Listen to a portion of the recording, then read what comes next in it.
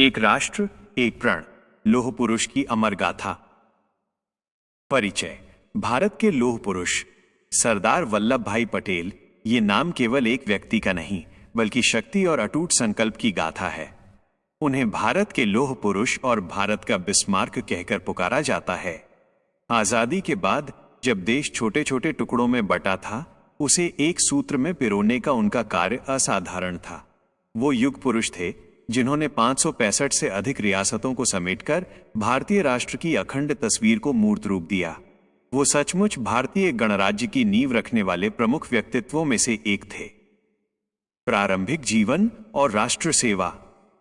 वल्लभ भाई पटेल का जन्म 31 अक्टूबर 1875 को गुजरात के नाडियाड में हुआ था। उनके पिता झावेर भाई पटेल एक किसान और स्वाधीनता सेनानी थे, जबकि माता लाडबाई अपने मजबूत इरादों के लिए विख्यात थीं। उन्होंने इंग्लैंड से लंदन के मिडिल टेम्पल से कानून की पढ़ाई पूरी की और 1913 में भारत लौटकर अहमदाबाद में एक सफल वकील के रूप में अपनी पहचान बनाई। परंतु उनकी राह तब मुड़ी जब वे गांधी के विचारों और नेतृत्व से गहराई से प्रभावित हुए। उन्होंने तुरंत भारतीय राष्ट्रीय कांग्रेस का दामन थामा और अपनी सारी ऊर्जा राष्ट्र सेवा के महान यज्ञ में झोंक दी। किसान आंदोलन और सरदार की पदवी। पटेल का संघर्ष सीधे जमीन और किसानों से जुड़ा था। 1918 में उन्होंने खेड़ा सत्याग्रह के माध्यम से किसानों को अन्यायपूर्ण करों के विरुद्ध जीत दिलाई। किंतु उनकी सबसे बड़ी और निर्णायक पहचान 1928 के बारदोली सत्याग्रह से बनी। भू राजस्व में वृद्धि के खिलाफ इस आंदोलन में उनके अनुशासन और अडिग दृढ़ता ने किसानों को न सिर्फ विजय दिलाई, बल्कि यहीं बारदोली की महिलाओं ने उन्हें सरदार यानी महान नेता की आदरणीय उपाधि से विभूषित किया।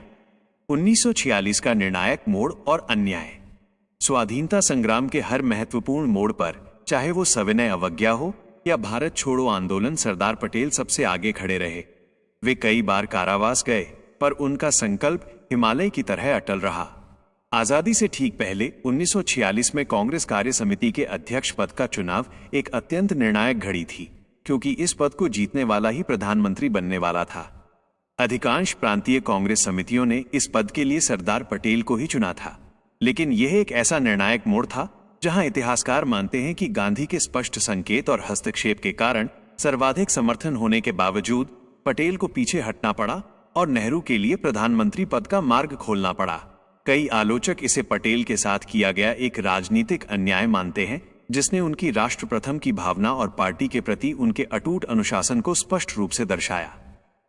अखंड भारत की चुनौती और एकीकरण। 1947 में जब उन्होंने पहले उप प्रधानमंत्री और गृह मंत्री का पद संभाला, पटेल इतिहास के सबसे बड़े प्रशासनिक संकट के सम्मुख खड़े थे। 565 से अधिक रियासतों को नवगठित भारतीय संघ में समाहित करना। उन्होंने विलय पत्र, इंस्ट्रूमेंट ऑफ एक्सेशन का उपयोग करते हुए राजाओं और नवाबों को देश की एकता के लिए राजी किया। ये पटेल की कूटनीति की पराकाष्ठा थी, जिसके बल पर 562 रियासतें शांति और सौहार्द से भारत में शामिल हो गईं। जिन राज्यों ने अड़ियल रुख अपनाया, वहां पटेल ने अपनी शक्ति और अटल निश्चय का प्रदर्शन किया। जूनागढ़। यहाँ के नवाब मोहम्मद महाबत खानजी तृतीय ने पाकिस्तान में शामिल होने का प्रयास किया, जबकि बहुसंख्यक आबादी भारत के साथ थी। पटेल के हस्तक्षेप पर वहां जनमत संग्रह हुआ और जूनागढ़ भारत का अभिन्न अंग बन गया। हैदराबाद। निजाम मीर उस्मान अली खान ने आजाद रहने का सपना संजोया और अपनी निजी सेना रजाकार का उपयोग किया। पटेल ने राष्ट्रीय सुरक्षा को सर्वोपरि मानते हुए ऑपरेशन पोलो पुलिस कार्रवाई का आदेश दिया। 4 दिनों के भीतर इस दृढ़ सैनिक कार्रवाई से हैदराबाद को भारत में मिला लिया गया, जिसने भारतीय एकता को सुनिश्चित किया। कश्मीर।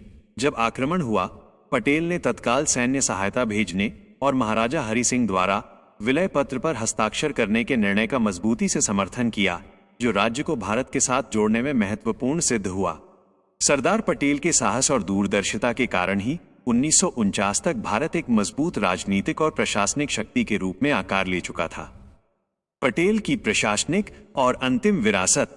उन्होंने अखिल भारतीय सेवाओं, ऑल इंडिया सर्विसेज को सुव्यवस्थित करने और उन्हें एक आधुनिक ढांचा देने में महत्वपूर्ण भूमिका निभाई, जिसके कारण उन्हें भारत की प्रशासनिक रीढ़ का निर्माता कहा जाता है।